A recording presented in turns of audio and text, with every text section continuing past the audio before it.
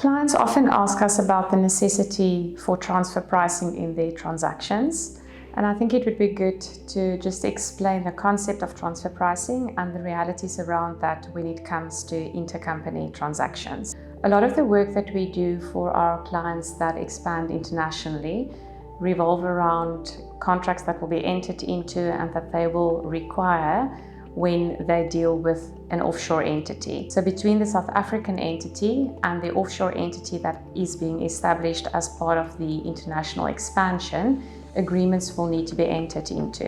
What becomes relevant is the pricing that will be charged for those agreements and in terms of those agreements when the companies that form part of the same group or the companies that have the same shareholders contract with each other. From a tax point of view, it is important for the tax authorities to ensure that companies be taxed correctly and that the company that needs to pay the tax in a particular country will pay the correct amount of tax. And that is where transfer pricing then comes in.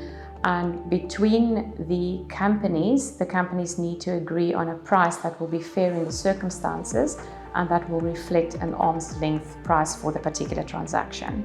This will include agreements such as IP license agreements, services agreements, which could include management services, software development services, engineering services, research and development, and any other type of services that could be rendered between the companies. It could also include agreements such as intercompany loans and distribution agreements.